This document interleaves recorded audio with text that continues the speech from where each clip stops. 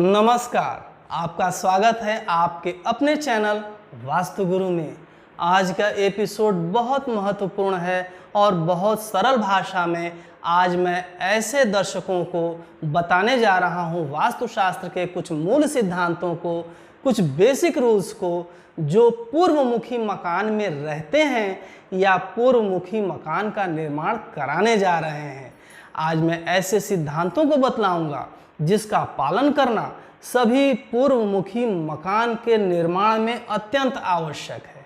यदि सभी निर्माण सही हैं, परंतु जो बात मैं आज बताने जा रहा हूं इन सिद्धांतों का पालन नहीं कर रहे हैं, तो आपको उस घर में रहने से सुख, शांति और समृद्धि का वह अनुभव नहीं होगा जो होना चाहिए। यदि आप आज बताए गए नियमों का पालन करते हुए घर का निर्माण करते हैं तो आप सुख, शांति और समृद्धि से रहेंगे। आपका और आपका परिवार विकास करेगा एवं घर में खुशहाली आएगी। तो आज के एपिसोड को अंत तक ध्यान से सुनिए और कुछ बताई गई मूल बातों को नोट कर लीजिए। इससे पहले हमारे चैनल को सब्सक्राइब, लाइक और शेयर करें एवं बेल आइकॉन जरूर दबाइए, जिससे आने वाले एपिसोड की पहली सूचना आपको मिल सके। यदि आप वास्तुशास्त्र से संबंधित किसी भी शंका का समाधान करना चाहते हैं तो स्क्रीन पर दिए गए व्हाट्सएप नंबर पर अपॉइंटमेंट लेकर के संपर्क भी कर सकते हैं। प्राकृतिक रूप से पूर्वमुखी मकान अथवा पूर्वमुखी जमीन सबको सुलभ नहीं होता है, क्योंकि पूर्व दिशा सकारात्मक ऊर्जा की दिशा मानी जाती है।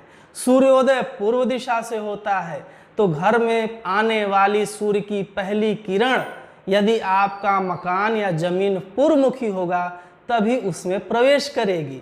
यदि आपको ऐसी जमीन मिल गया है, आपको ऐसा प्लॉट मिल गया है, तो यह अत्यंत भाग्यशाली हैं आप। परंतु आपका निर्माण भी वास्तुसम्मत होना चाहिए। यदि आप पूर्ण फल लेना चाहते हैं, पूरा सुख लेना चाहते हैं पूर्वमुखी जमीन अथवा मकान का, तो आइए बिंदुवार एक एक करके वास्तुशास्त्र के सारे नियमों को समझिए और इसको अपनाइए। सबसे पहले हम बात करते हैं ओपन पैसेज की, ओपन एरिया की, कि पूर्वमुखी मकान में हम ओपन पैसेज किस दिशा में रखें। पूर्वमुखी मकान का निर्माण आप पीछे से आगे की तरफ करवा सकते हैं। फ्रंट में आप चाहे जितनी जमीन छोड़ सकते हैं, इतनी छूट पूर्वमुखी मकान के अतिरिक्त उत्तरमुखी मकान में ही संभव है। इसमें आप फ्रंट के अतिरिक्त आप उत्तर दिशा में भी यदि चाहें तो पैसेज, ओपन एरिया या गलियारा छोड़ सकते हैं, जिससे आपका मकान अत्यंत भव्य, दिव्य दिखाई पड़ेगा। उसकी सुंदरता में भी चार चांद लगेगा। पश्चिम मुखी अथवा दक्षिण मुखी मकान में आप दो तरफ ओपन एरिया नहीं छोड़ सकते हैं, लेकिन पूर्वमुखी मकान में आप दो तरफ से ओपन पैसेज या ओपन एरिया को छोड़ सकते हैं। यह आपके लिए अत्यंत अच्छा है और पॉजिटिव एनर्जी को घर में प्रवेश कराने वाला है। आइए अब हम बात करते हैं पूर्वमुखी प्लॉट की बाउंड्री में लगने वाले मुख्य द्वार की, कि आपका मुख्य द्वार कहाँ पर लगा हो जिससे आपके घर के अंदर, आपके मकान के अंदर ज़्यादा से ज़्यादा सकारात्मक ऊर्जा प्रवेश करे और चुंबकीय संतुलन बरकरार रहे। तो इसके लिए आपके मुख्य द्वार का सही स्थान पर लगा होना अत्यंत आवश्यक है। यदि मुख्य द्वार सही स्थान पर लगा होगा तो अधिकतम सकारात्मक ऊर्जा घर के अंदर प्रवेश करेगी, जिसका लाभ आपको और आपके परिवार को मिलेगा। मुख्य द्वार का सही स्थान जानने के लिए आप डिस्क्रिप्शन में दिए गए लिंक पर क्लिक करके आप वीडियो देख सकते हैं। वह वीडियो अलग से बनाया गया है कि पूर्वमुखी मकान में मुख्य द्वार कहाँ लगाएं। आप उसको देख करके उसी के अनुसार मुख्य द्वार अपना लगवाएं। ओपन पैसेज, ओपन एरिया और मेन गेट के बाद आइए अब हम जानते हैं कि कैसे हमारे घर के अंदर का मैग्नेटिक बैलेंस अधिकतम रहे, मैक्सिमम रहे, चुंबकीय संतुलन अधिकतम बरकरार रहे, जिससे घर में सकारात्मक ऊर्जा का प्रवाह हो और हम हर तरफ से सुख शांति और समृद्धि से उसमें वास कर सके। इसके लिए मेरे बताए गए छोटी सी बात का आप अवश्य ध्यान रखिए कि आपके घर का दक्षिणी दीवार और पश्चिमी दीवार बाकी दीवारों की अपेक्षा मोटा होना चाहिए और ऊंचा भी होना चाहिए। तभी जाकर के आपके पूर्वमुखी मकान का चुंबकीय संतुलन बरकरार रहेगा, आप सुख शांति और समृद्धि से रहेंगे। पूर्व की अपेक्षा पश्चिमी दीवार मोटी और ऊंची हो, उत्तर की अपेक्षा दक्षिणी दीवार मोटी और ऊंची हो। यदि आप पुराने मकान में रहते हैं और आपका पूर्वमुखी मकान है और ऐसा नहीं है, तो जान जाइए कि चुंबकीय संतुलन आपके घर का सही नहीं है। बहुत से लोग ऐसा सलाह देते हैं कि यदि पश्चिमी दीवार और दक्षिणी दीवार नीची है या पतली है तो आप दक्षिण पश्चिम के कोने पर त्रिशूल लगवा लीजिए। ऐसा करना सही तो है, लेकिन यह स्थायी समाधान नहीं है। यह जान जाइए, यह स्थायी समाधान नहीं है।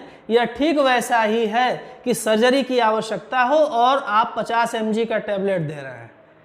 तो स्थायी समाधान अगर चाहिए, स्थायी रूप से चुंबकीय संतुलन बरकरार रखना चाहते हैं पूर्वमुखी मकान में, तो आप दक्षिणी दीवार और पश्चिमी दीवार को मोटा और ऊंचा रखें। यही परमानेंट उपाय है। आपका मैग्नेटिक बैलेंस संतुलित रहेगा और आपका परिवार विकास करेगा। पूर्वमुखी मकान में और क्या करें, आप अपने फर्श और छत के बारे में भी बारीक बात का ध्यान रखिए जो मैं बता रहा हूँ। आपके फर्श की ढलान नैऋत्य दिशा की तरफ से ईशान की तरफ होनी चाहिए। जी हाँ, कहने का मतलब नैऋत्य दिशा अर्थात साउथ वेस्ट कॉर्नर बाकी फर्श की अपेक्षा ऊंचा होना चाहिए। वह 1 इंच 2 इंच 4 इंच ही हो ऊंचा, लेकिन हो अवश्य, ताकि बारिश का पानी जब भी छत पर आए तो दक्षिण पश्चिम की तरफ से पूर्व में, उत्तर में अथवा ईशान, इन 3 दिशाओं की तरफ ही बह करके आना चाहिए।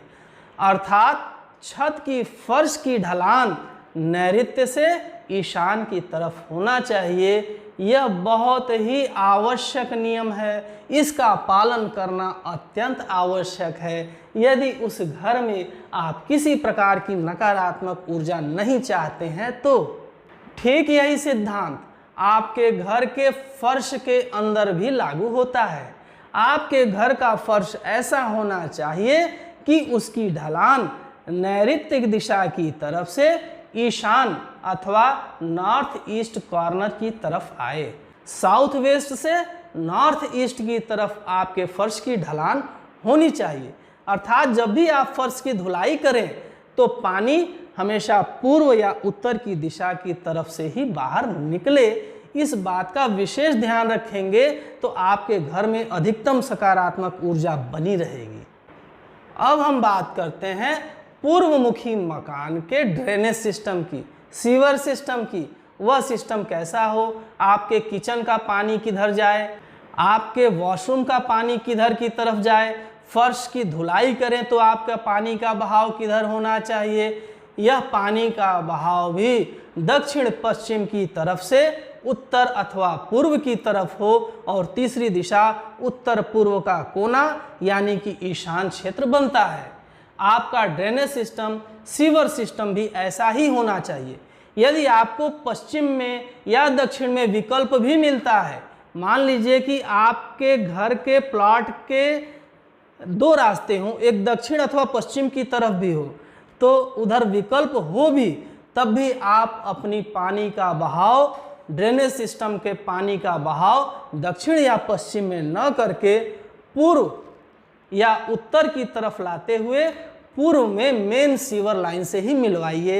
यह बहुत आवश्यक है आपके मैग्नेटिक बैलेंस को बनाने के लिए। इन सारी बातों का यदि आप ध्यान रखेंगे तो आप और आपका परिवार विकास करेगा पूर्वमुखी मकान के अंदर।